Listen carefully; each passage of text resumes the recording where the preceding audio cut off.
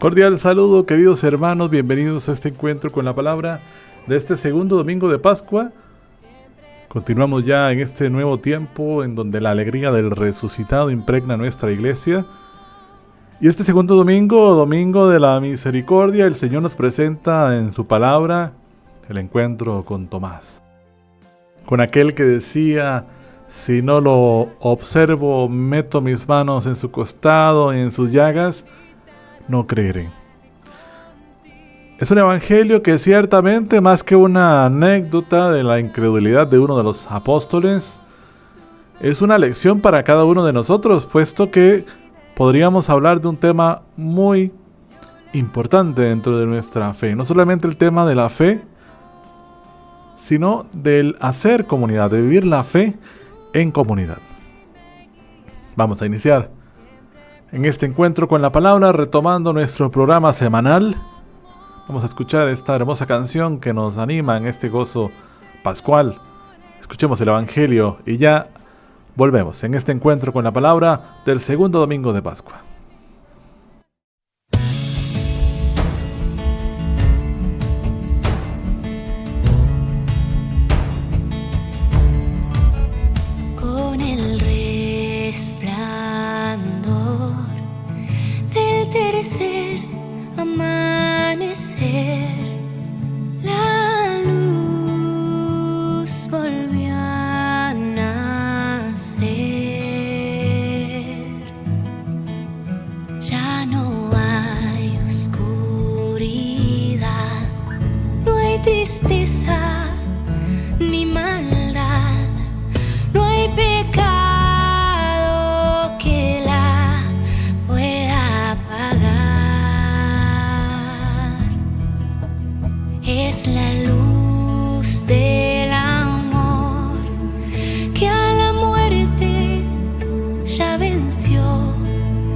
Victoriosa hoy se eleva en esplendor.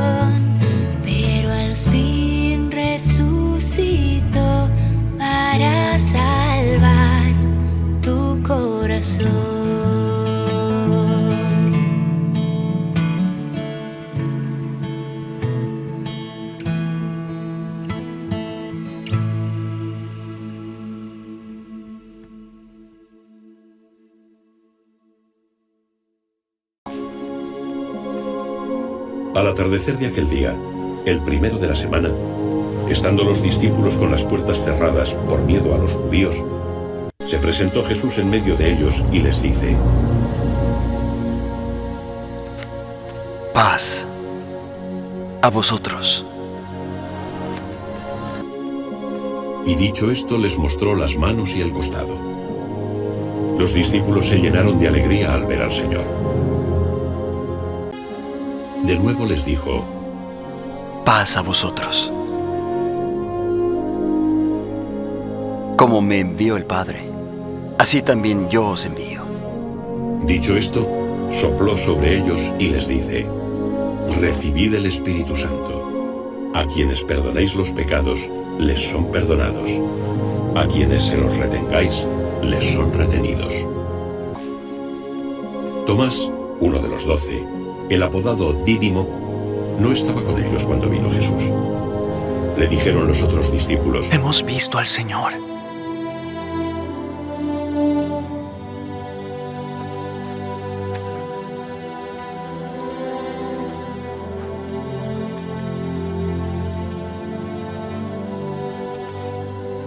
Pero él les respondió: Si no veo en sus manos la señal de los clavos, y meto mi dedo en el lugar de los clavos, y meto mi mano en su costado, no creeré.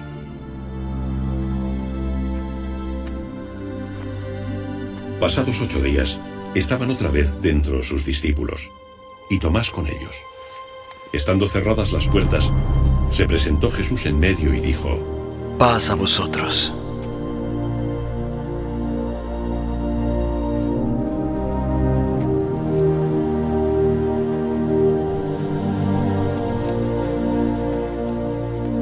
Luego dijo a Tomás: pon aquí tu dedo y mira mis manos.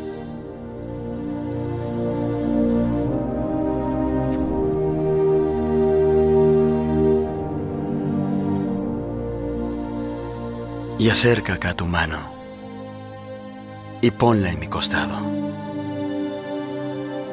Y no seas incrédulo, sino creyente.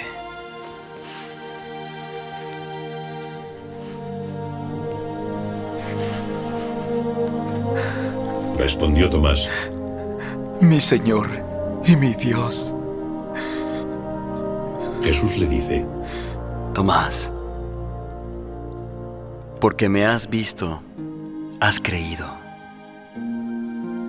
Bienaventurados los que no vieron, pero creyeron. Muchos otros signos realizó Jesús en presencia de sus discípulos, que no han sido escritos en este libro. Estos se han escrito para que creáis que Jesús es el Cristo, el Hijo de Dios, y para que creyendo tengáis vida en su nombre. Y bien, queridos hermanos, para iniciar este momento vamos a hablar y a referirnos con un numeral de la Lumen Fidei que tengo aquí en este momento observando para hablar de la fe. Porque dice la Lumen Fidei que el acto de fe individual, es decir, lo que usted y yo tenemos, se inserta en una comunidad, en el nosotros. Y este nosotros, que es la iglesia, no es solamente un lugar físico, no es solamente un lugar que alberga causalmente a aquellos que asemejan su seguimiento de la persona de Cristo. En algún momento un sacerdote hacía la comparativa entre participar de la Santa Misa o alguna celebración litúrgica y participar de un evento deportivo, por ejemplo. Para hacer esta comparación, en un estadio de fútbol o de algún otro deporte, une y congrega a aquellos que son fanáticos y tienen una predilección, un gusto por determinado equipo. La iglesia, como un lugar físico, como decíamos, no solamente alberga a aquellos que tienen una misma o similar predilección, en este caso por la persona de Jesús. La iglesia es un ente vivo. ¿Recuerdan aquella canción que dice somos piedras vivas? Porque la iglesia es un ente vivo, es el cuerpo místico cuya cabeza es Cristo. Y cuando se habla que la fe individual se inserta en la comunidad, no podemos entonces hablar de una fe que exima a la comunidad.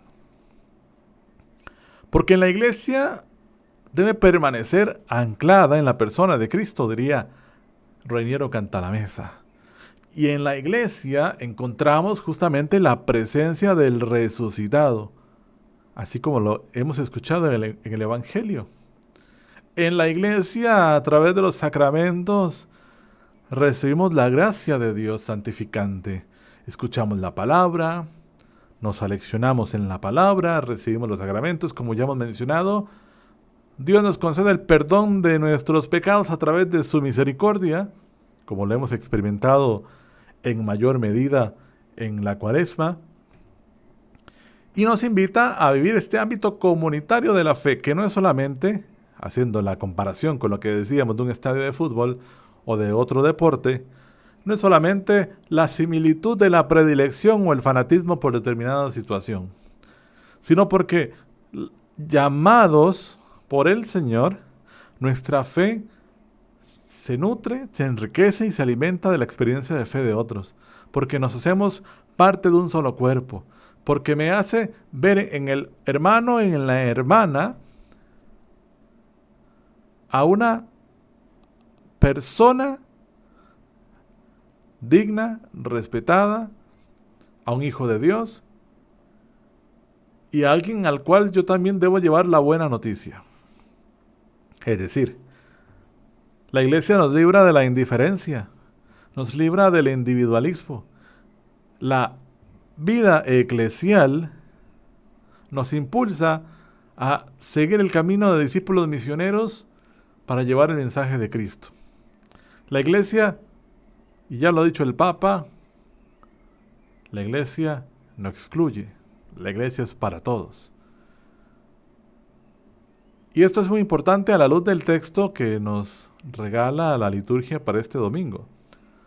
Porque haciendo la primera alusión a la lectura de los Hechos de los Apóstoles, observamos cualidades, características que podríamos enumerar de aquella comunidad primitiva y que hoy tendrían que ser para nosotros un reflejo de lo que es ser una iglesia.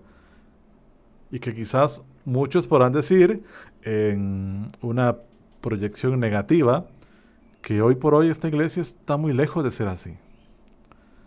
Ciertamente la iglesia dentro de esta divinidad también es humana y por ende también sufre a causa de la fragilidad humana inserta en ella. Pero la iglesia, recordemos que también es de Cristo. La iglesia es santa y en medio de la fragilidad Dios se manifiesta. En medio de la fragilidad basta la gracia de Dios. Es importante tener en cuenta y considerar, queridos hermanos, que hoy encontramos también en nuestra sociedad una cultura dominada por una lógica instrumentalista, a la carta, en donde la religión, la fe, no ha dejado de ser parte de ella. Y hablamos de una religión a la carta porque empezamos a parecer una religiosidad que se metamorfosa, que se transforma y que parece como un pasillo de supermercado. Es decir, empezamos a tomar diversos elementos según mi conveniencia y mi predilección y encontramos sincretismos religiosos que podríamos mencionar. Se empieza a cambiar el espacio religioso y su manifestación. Y se asume la fe como un camino personal, que no deja de serlo, pero eximido del ámbito comunitario. Es decir, sin una identidad en cuanto a la experiencia religiosa. Y empezamos, como decíamos, a tomar nuestras predilecciones según la necesidad, la conveniencia, el gusto. Y ciertamente descubrimos, y podríamos mencionarlo, que esta religión, esta concepción religiosa está muy presente hoy en nuestra sociedad y en nuestras familias. Por eso es un desafío hoy para nuestra iglesia recuperar la mística, el centro, vivir de un lenguaje que no deje de ser el lenguaje del Evangelio, pero que permita vivir la experiencia íntima con la persona de Cristo.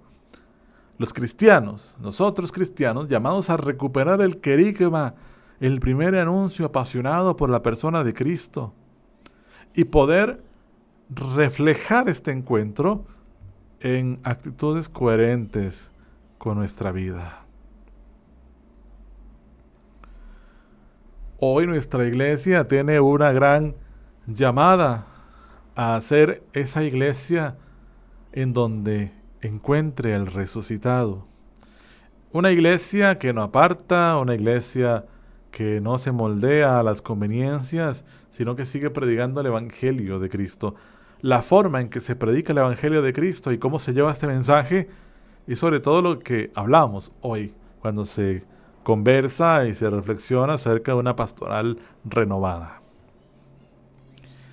Benedicto XVI, en su momento, mencionó, insistió en que la iglesia se encaminaba a transformarse en una minoría y que había que volver a lo esencial. ¿Y qué es lo esencial? Lo hemos visto en los Hechos de los Apóstoles. Y el Papa Francisco ha mencionado que la fe, el amor, la misericordia, la moral, la doctrina, son elementos que no hay que dejar de lado porque son una prioridad. Y que el anuncio del amor de Dios que se manifiesta en Jesucristo es la tarea de todos. Porque no hablamos aquí solamente de teología, es que en Cristo encontramos la plenitud de la dignidad humana. Encontramos las respuestas a los inmensos desafíos que hoy se postulan frente al aborto, frente a la eutanasia, frente a la violencia, frente a la guerra, frente a la indiferencia a los más necesitados, frente a la crisis de identidad de la misma humanidad. Cristo es la respuesta. Y por eso, en medio de la resurrección que hemos vivido recientemente con la vigilia pascual, es una llamada de atención de la iglesia para volver a lo esencial. Y en lo esencial encontramos al resucitado, aquel que en la lectura del Evangelio se pone en medio de aquellos, los suyos, les da el Espíritu Santo, les da esas palabras de fuerza, de motivación, y que en medio de las incredulidades se manifiesta no para poner juicios, no para juzgar, sino para decir, aquí estoy, toca mis manos, toca mi costado, no seas incrédulo, porque dichosos los que creen sin ver. Y tendríamos que concluir volviendo a la Lumen Fide, aquellos primeros numerales, cuando nos decía que la fe es como una luz. Una luz que ilumina en medio de la oscuridad, pero que también estamos llamados a iluminar. Al ver el cirio pascual, recordamos la luz de Cristo, aquella llama que no se apaga. Y sin duda alguna, queridos hermanos, la fe para nosotros tiene que ser una tarea de cada día, fortalecer nuestra fe, crecer nuestra fe y pedir la fe como un don de Dios. Que no basta con nuestras fuerzas, porque ya sabemos que podemos caer en lo que ha caído Tomás. Querer pruebas, querer lo palpable, lo medible, lo calculable. Pero la fe tiene que ser una experiencia espiritual, una experiencia divina. Y cuando hablamos de una fe como un don de Dios, también hay que pedirla. Y no basta con que podamos construirla nosotros mismos. Así que, queridos hermanos, se nos presenta a Tomás como una figura en la que usted y yo podemos parecernos más o menos de lo que usted cree. Y Tomás, conmovido por el Maestro vivo, dice finalmente, mi Señor y mi Dios. Quizás usted y yo hemos pasado una experiencia similar a Tomás y hemos llegado a esta conclusión, mi Señor y mi Dios. Ahora nosotros tenemos que llevar a otros estas palabras para que otros también puedan reconocer al resucitado. No convencer, no llevar argumentos para luchar o para debatir. Llevar a la persona de Cristo. Dejar esa semilla en el corazón, o al menos tocar la puerta de aquellos corazones que en libertad optarán o no por darle la oportunidad a Jesús.